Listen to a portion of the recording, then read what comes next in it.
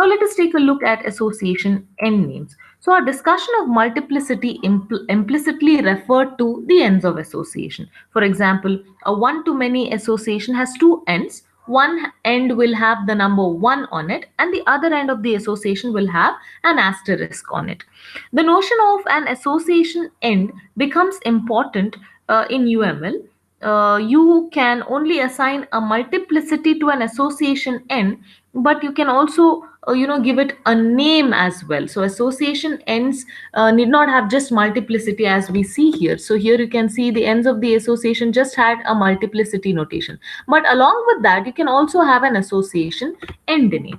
And association end names usually appear as nouns in the problem descriptions, and a name will appear next to the association end. So if you look at this figure here, the person and company are two classes which are participating in the association, and you can see the multiplicity at the person end of the association is star, which indicates many, and at the company end it is 0 to 1. So let me start reading this. A person, so when I'm reading an association, skip this notation, just read a person can work for, this is the name of the association, so a person works for either no company at all or max one company. He can get enrolled only in one company. You cannot be present in roles of multiple companies. Okay, now if I read it from this end, a company, let's not you have to omit this notation. Now you have to read only at the other end. A company can employ, or the works for relationship between company and people is, a company can have multiple people working for it. Now see, if I had skipped these association name, readability becomes a little difficult. So now I will see, I have added association end names. At this end I will have person is an employee for one company, a company is an employer for multiple people. So under the employee association end, I can have John Doe, Mary Brown, and Gene Smith, who are employees of the company. Under the employer, I can have Simplex, and United Widgets, which are the company objects. So these are the person objects, these are the company objects. So if I look at the association end names, one thing is it becomes easier for traversal and it becomes more readable. And now I can read it as John Doe works for Simplex, or Simplex is an employer of John Doe. Mary Brown is an employee of Simplex. Simplex is the employer of Mary Brown. John Smith is an employee of United Widgets, and United Widgets is the employer for Gene Smith. So this is the speciality of association end names. And association end names also become very useful when you're trying to associate or link two objects of the same class. Let's take a look at this diagram here. Okay, so you can see that user and directory are two classes here. So see how it is denoted. You are trying to link one class, the objects of one class, to another object of the same class. Okay, so here the user is a class. So if I connect these two classes, say user and directory are two classes, let me read it this way now. So here you can see the multiplicity here, 1 and star. So read it this way: a user can have a link to multiple directories. But what is the name of the link? What is the name of the association? Not link, sorry, it's an association because it is two classes. The name of the association is owner. That means a user can be an owner of multiple directories. Do we own multiple directories? For example, take your Google Drive. Can you own and create and own multiple folders? Yes. Can you have subfolders within them? Yes. So you can own multiple directories. All right. Let me read it from this end now. This end does not have an association name. A directory, however, can have only one owner. Only one person can create a directory and own it. Of course, that owner can add collaborators and editors, but still, he will be the only owner. See the relationship here. A user can own multiple directories, say A, B, C, but every directory, whoever the user or whoever has created it might be, every directory will have only one owner. So this is how you read it.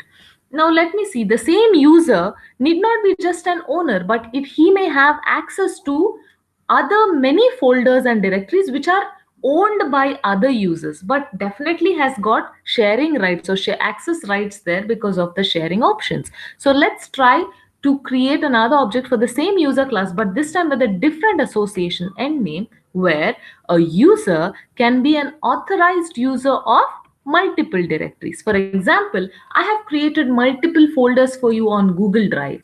I am the owner, but the same folder is shared with 65 of you all, and you all are authorized users of that. There are some restrictions or permissions on access, but you are authorized users of this. So I am a single owner of the directory.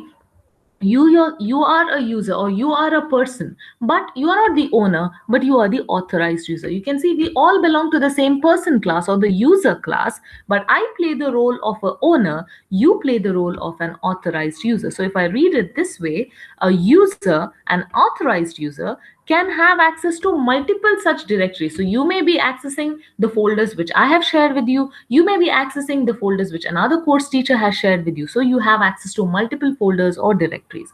Read it this way: a directory can have multiple authorized users. So given one directory, 65 of y'all can have authorized access to it without being owners of it. So I hope this relationship or association, along with association in names and multiplicity, has become clear to you now. Now let's take a look at this.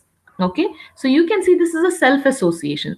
Directory is associated with directory itself. Here user was associated with directory, here it is a self association. So you can see here the directory has two end association end names. One is the container, one is the contents. Okay, so you can see if I read it from here, a directory is a container for multiple contents. That is, a directory can have subfolders, files, and so on. So let me read it the other way: a directory may be contained, or it may be content within another directory, or it may be the root directory having no parent directory at all. So a directory can be held or contained within another directory or within another folder, or it may be the root folder. That's why it is 0 or 1. I hope association end names, you have got some clarity on association end names so far.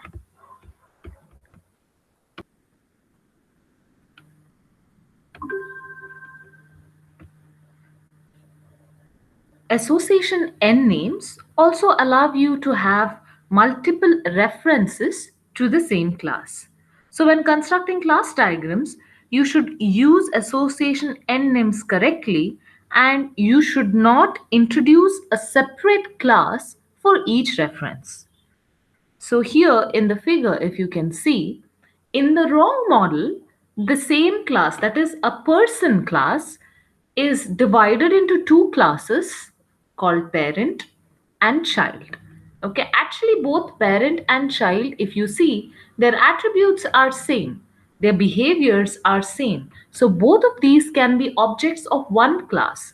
But rather than representing a reference to the same class using association end names, this model depicts two people as two different classes. One is parent and child, where you can see there is an association between these two classes, and also there is multiplicity indicated. That is, two parents can have more than it can have zero or more children. So if you read it this way, it is parents can have multiple children. If you read it from this side, it is a child can have two parents.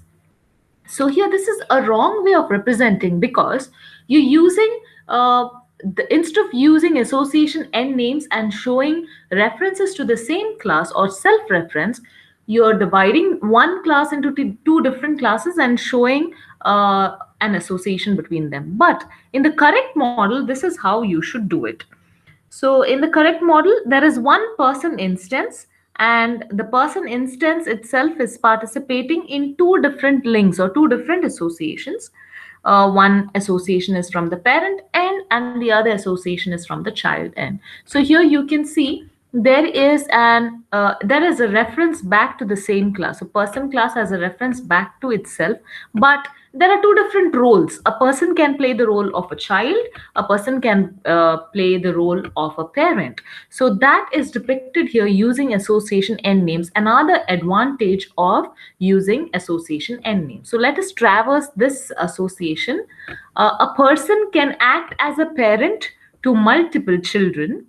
A child can be a child, the child is again a person and can be a child to 0, 1, or 2 parents. So this relationship kind of shows orphan children, single parents, as well as having two parents. So this is the correct way of representing this instance of person which can participate in the same association as a parent and as a child. So, because association end names distinguish objects, all names on the far end of the association attached to the class must be unique. So, here, when you have an association between classes, these end names have to be unique. You cannot have parent and parent or child and child. Each of these end names have to be unique because they point out to different objects in the association. So, this is about association end names.